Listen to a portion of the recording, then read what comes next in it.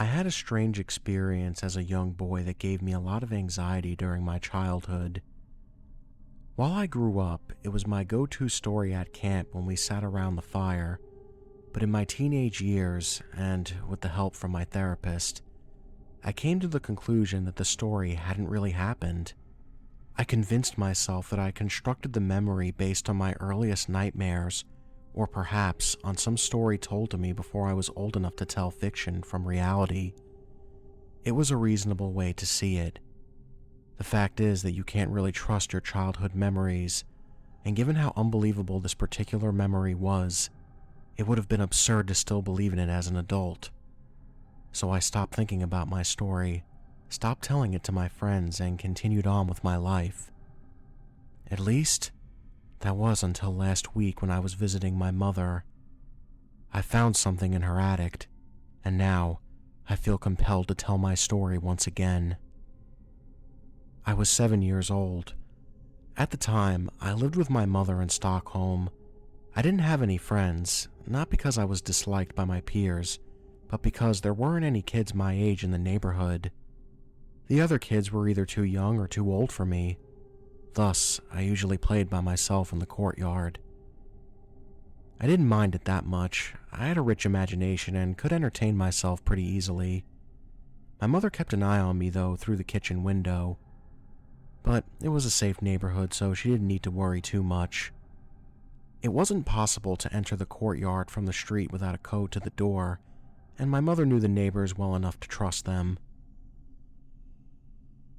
One day, on my way down the staircase, I noticed a blue tricycle in the courtyard. I saw it from the window on the second floor. I hadn't seen it before and thought it would be cool to try it out. However, when I reached the courtyard, I couldn't find it anywhere.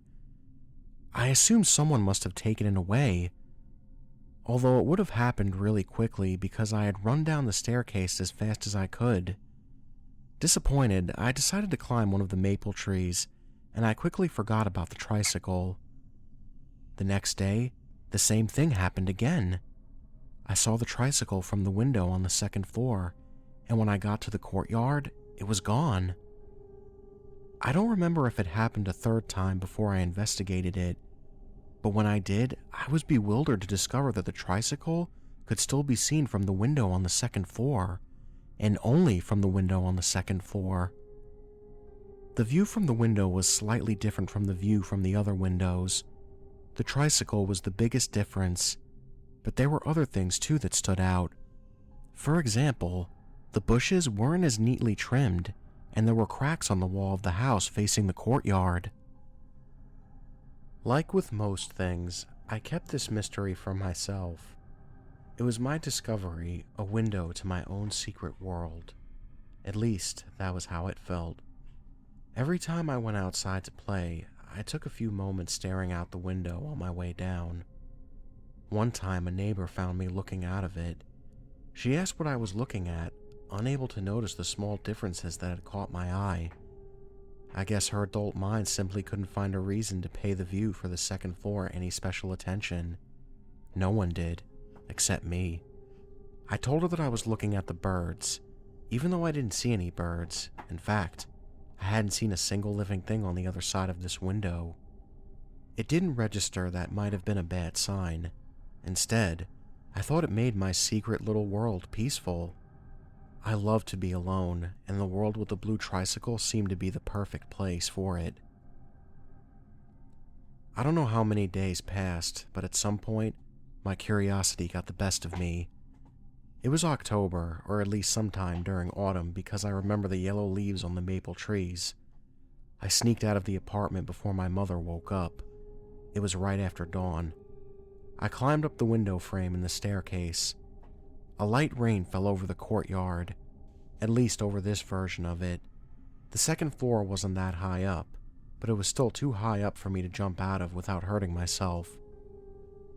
Luckily, the window lay just next to the downpipe of the rain gutter, which I could use to climb down. I was a good climber. My mother always tells me I learned to climb before I learned to walk, so it didn't scare me. I still had to gather a lot of courage, though. I usually followed the rules to stay out of trouble, and this was perhaps the first time I did something that I knew my mother would have disapproved of. My hand trembled a little when I opened the window. I have a vague memory of the air smelling strange, toxic in some way. Every time I smell burnt rubber, this memory comes back to me, so I guess it smelled a little bit like that. It didn't deter me, however. I grabbed the pipe, feeling my little heart beating hard in my chest, and began my descent. The sound of my feet hitting the ground echoed between the buildings. Looking up at them, the dark windows stared down at me like empty eye sockets. "Hello?" I yelled and listened to my echo. I wanted to know if I was truly alone, and since no one yelled back, I assumed that I was. This place was truly as empty as I had hoped, but it wasn't as peaceful. The smell made me nauseous, the rain left black dirt on my skin, and the raindrops that landed on my lips left a bitter taste in my mouth. Looking up, I noticed a couple of high-level clouds tainted with a yellow color. I still felt safe, protected from the rest of the city by the buildings that surrounded me, but I still didn't want to stay for long. It wasn't just the smell, it was an overall feeling of something being wrong. I walked to the other end of the courtyard. On one of the walls I hadn't been able to see from the window, I saw some graffiti. "Close the fucking doors." I might be remembering the exact phrase wrong, but I'm sure it said something like that. There was a heap of clothes lying next to a wall. I thought that they must have belonged to someone. There had been people here once, I thought. Where did they all go? This question terrified me. I really wanted to try out the tricycle, but after seeing those clothes, I decided against it. It was time to go home. On my way back, I noticed something shiny hidden under the rotten leaves on the ground. I bent down and picked it up. It was a golden ball, the size of an apple. Fascinated, I stared at it. It was the most beautiful thing I had ever seen. I almost forgot about where I was. But just moments later, a sound of something crashing to the ground came from behind the building. Somewhere on the street, I froze with fear. Something living was moving around the street behind the building. It made a noise that sounded like the cooing of a pigeon, but much deeper. Another crash. It was the gate to my apartment building, the one leading directly to the courtyard through a tunnel. I stood at the wrong side of the entrance and didn't dare run past it. The cooing echoed inside the tunnel. Something was slithering its way through it. It sounded like someone was dragging a huge sack on the ground.